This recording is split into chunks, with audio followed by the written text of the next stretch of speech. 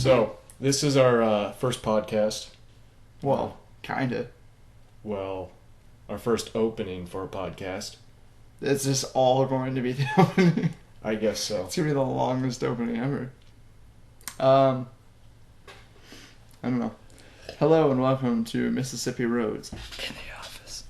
We're not. That's a segment within the podcast. Oh, Mississippi Roads is a separate pod. So what's the name of the It's a podcast? Is that the name of the podcast? Yes, you got it. Oh, I didn't know that's how we were doing. I thought we were gonna name the podcast Mississippi Roads and center it around that. No, that's just a segment within it. Ah, I see. Well, that does make a little bit more sense. That is much more sustainable than having to get in the car and take a 30-minute drive every time I want to record a new episode. Thank you. I'm glad you see the brilliance in that. And I'm glad we're finally on the same page, apparently.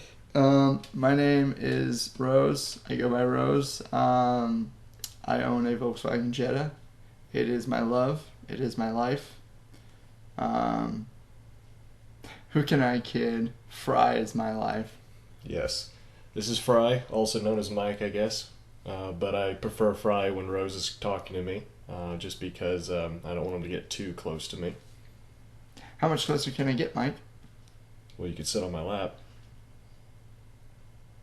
Anyways. You know, that's a pretty good bulge sweatpants you got going. Like, those sweatpants have great bulge capabilities. Oh, it's because I'm wearing basketball shorts underneath them. Oh, okay. Yeah, don't good give me combo. Don't give me too much credit. You look hung.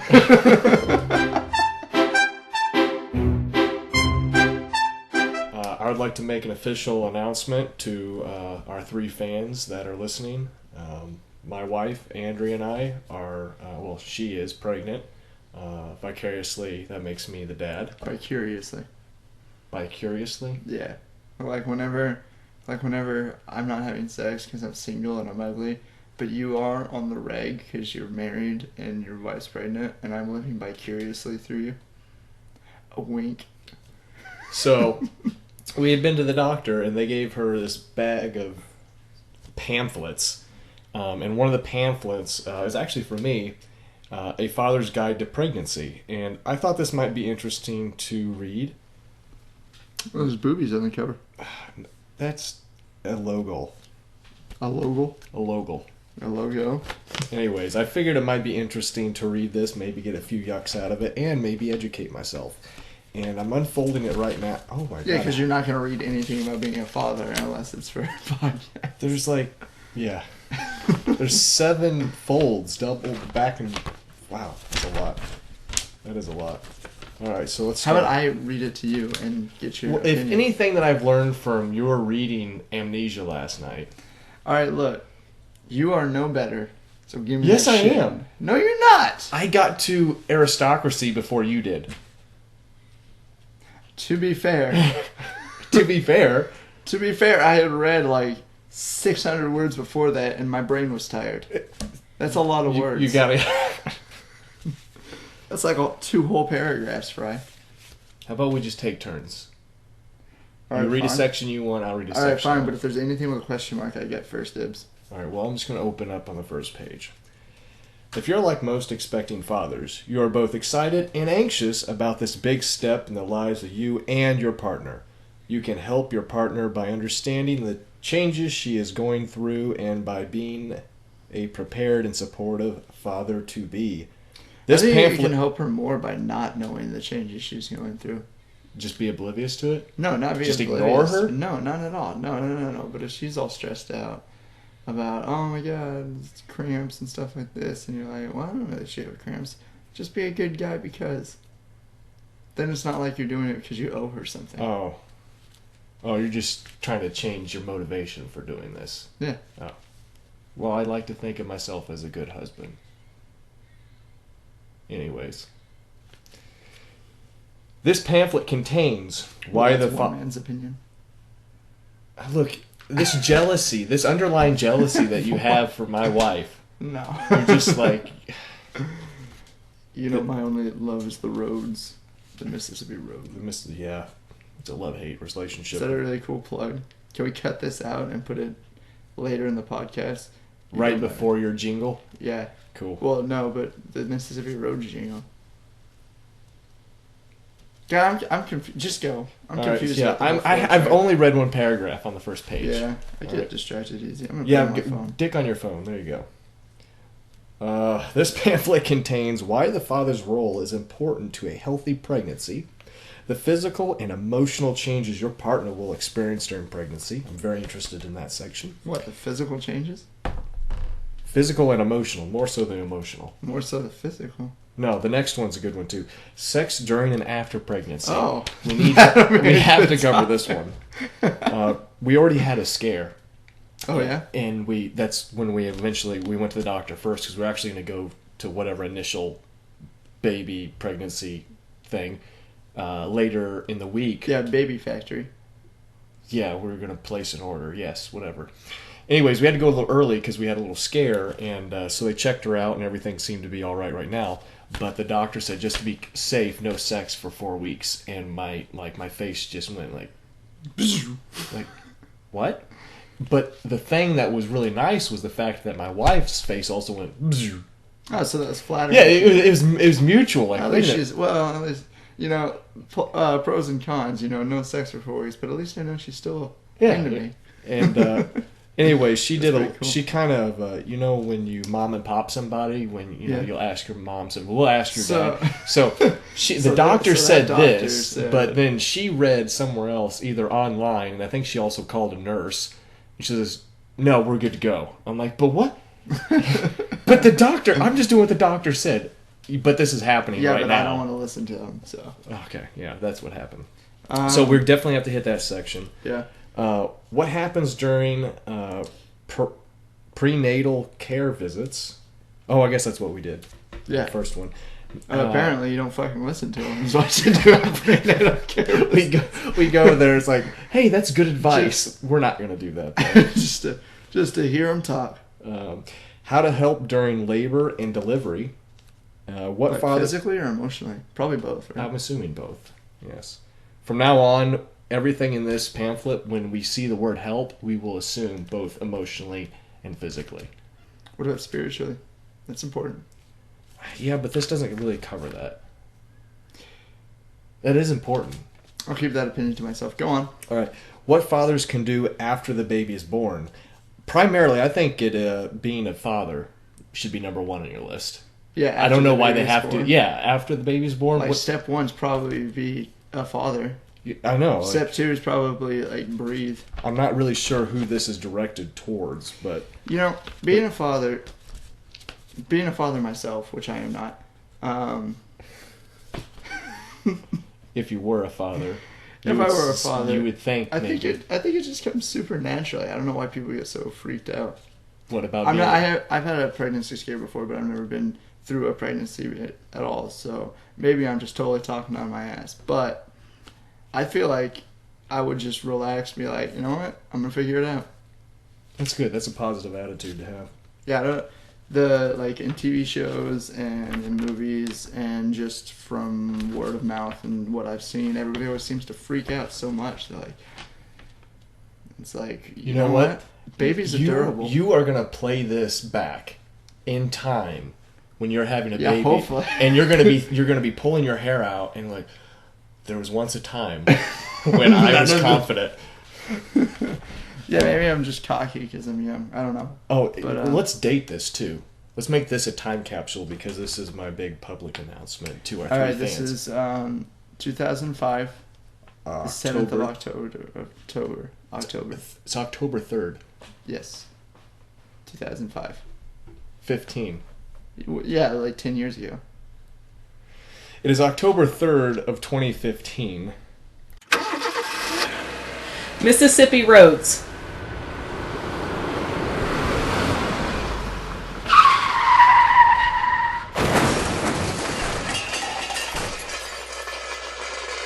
Hello and welcome to It's a Podcast?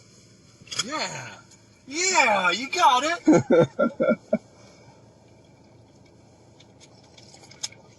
We are back in the Jetta. And have you named your car? Yeah, Amelie. Amelie? Yeah, Amelie. Because the guys have to have girl cars, so girl names for cars, and girls have guy names for cars. Otherwise, That's not always true. My wife's mother had my mother-in-law had a Tribeca, Subaru Tribeca, and she called her Rebecca. Okay, well, anyways, she was just a lesbian with her car then. Yes, my mother-in-law is a lesbian with 5 children and still married to her husband. With her car. Okay. Does he know about her car lover? Yes. Does he know that it's a woman? Yes. I forgot who it was before Rebecca was around. Alright, well, whatever. It doesn't matter. The point is, so I wanted a female German name. But Rebecca's gone. They traded her in, I think. I wanted a female German It's not name. very nice when somebody interrupts you, is it? It's kind of frustrating. I wanted a female German name that was something cool, so I searched famous female Germans, and You actually did research into this. It wasn't like an on the whim. It was like, what am I actually going to name my car? I need to put thought and energy into this. yeah, well, a lot of porn stars came up first.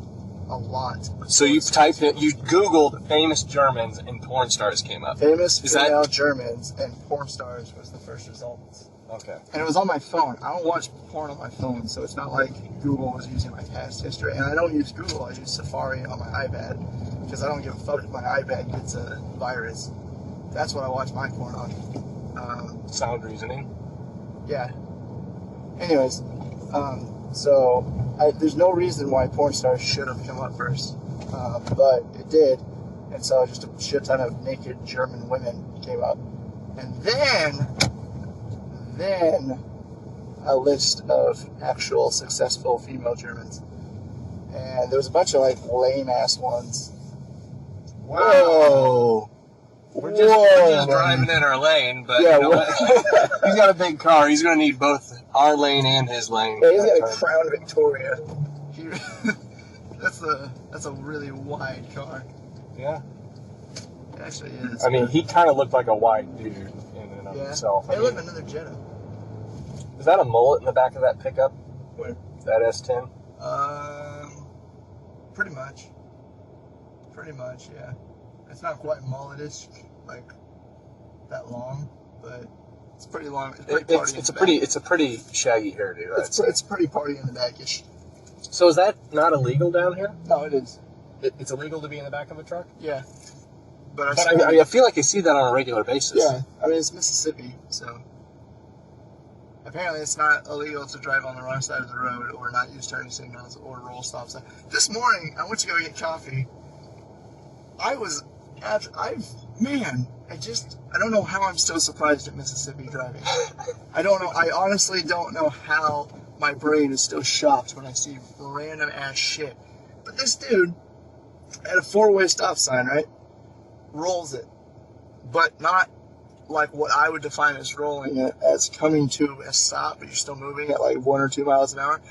He slows down to probably 10 miles an hour and then just keeps going. And that was okay, right? That didn't shock me. What shocked me is at the same 4-way, before I had gotten to go, I pulled up at the same time as the truck, right? The one that ran it? Yeah, the one that ran it. I pulled up at the exact same time as the truck. And I'm sitting there, and I was like, okay, yield to your right, which is a fucking good thing, because he didn't stop. So he rolls it, like, big time. And then I start to go, and this other car pulls up on my other side and does the exact same thing. And just rolls From the left direction? Yeah, from the other direction. And he rolls it wicked bad. Even though you were there first and it Yes, was your turn. I had been waiting. I waited for the last guy. I was already sitting there at a complete standstill. This guy comes up, stops, like, not fully at all. Here, I'll show you right here. It's like that. But worse. Like, that was good compared to it. And so that guy does it. And so I'm still waiting. And I start to pull out. I'm halfway out. Whoops, I'm not in gear. I'm halfway out to start going. And that guy does it. And then a third fucking car comes by with no turning signal on from my other side and comes. The right side? Yeah. Yeah, so I'm at the T. First car comes in from the right. Second car comes in from the left. third car comes in from the right. I'm turning left. He goes out, around me, and then turns left, and also doesn't stop at the stop sign. And I stop in the middle of the fucking road. And I take a second, and I look at Fanny, and I go, is this a four-way? Is this a four-way intersection? Do they have stop signs? And we both look at all four sides, and we're like, yeah, this is a four-way intersection. Because I'm pretty sure that I just got plowed over by 3 cars.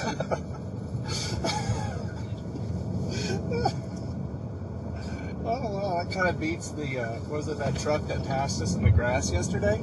Oh, yeah, we pull up at the stoplight, and my back end is like, there's not enough room. Yeah, there's not enough room to for a turn lane to turn right, which actually it wasn't a turn lane. It's not a turn lane. It was just a deep shoulder that they could fit a car into. Barely, and one car sneaks through. It's so close to chipping his back rear bumper, and it's like, oh, that was close. Da da da da. And I look in the mirror, and it just looks cosmic fucking justice. We complained about that guy getting close, and a big jacked up truck hops the curb on half of its side, hops back down, and then does the exact same thing. And I honestly, I felt glad. I was like, I shouldn't have complained. I learned my lesson. How dare I get road rage over a car that got close, that stayed on the road. I almost want another car to do that, just to say, hey, I approve. This is okay. Let me redo it.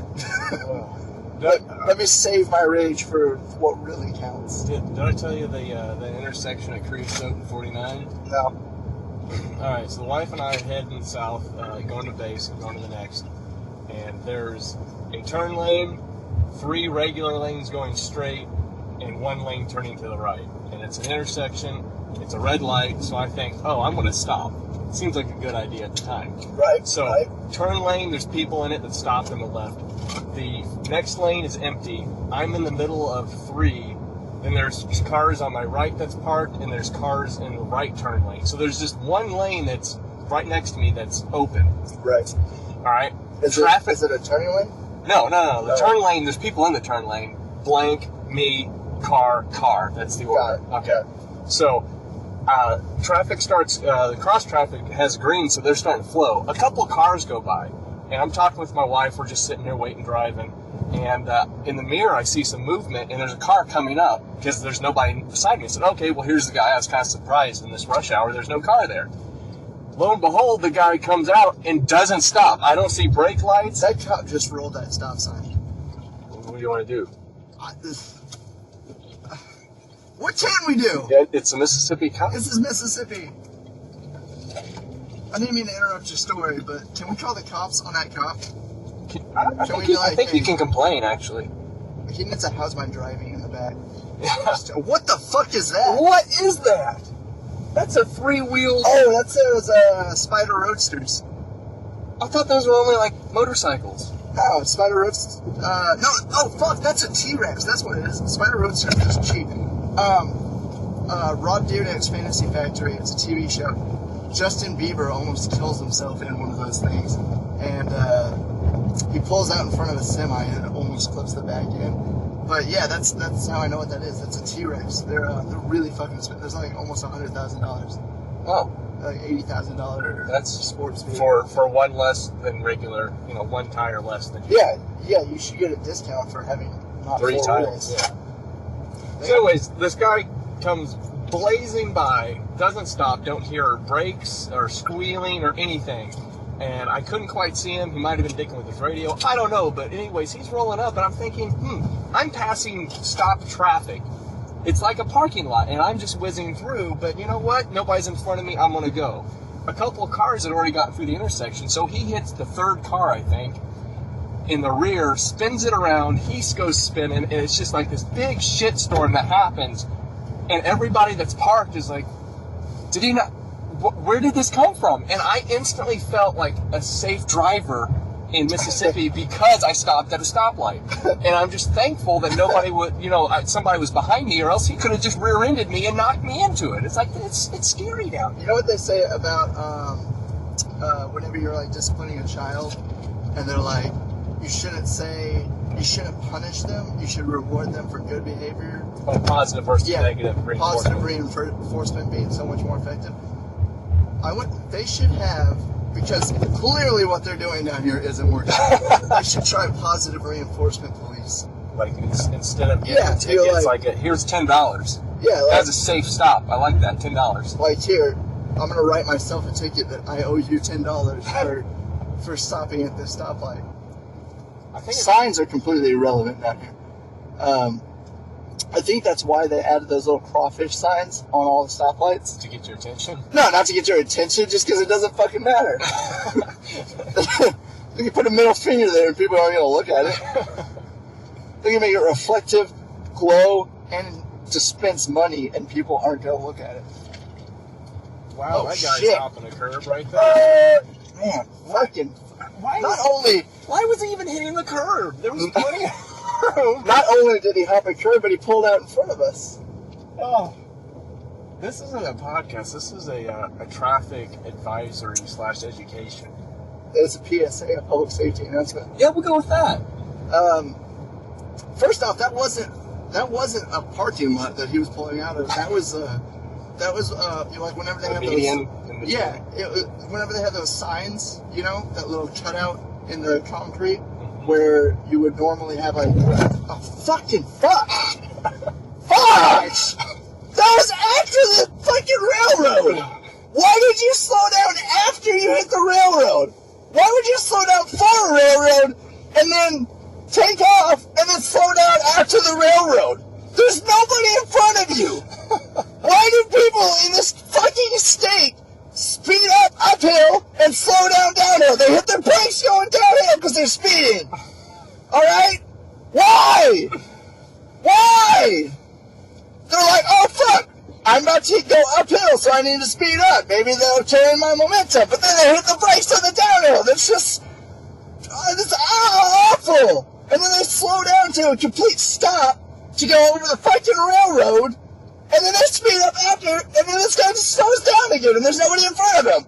And then they see a cop, and they drop from 10 miles over the speed limit to 20 miles under the speed limit, and then they just, as soon, not even 20 feet after they pass the cop, you hear this, and you just fucking, wait, I can't, wait. And he was like, nah, and it just takes off. My car's not very loud. Thanks for listening to It's a Podcast. Tune in next time.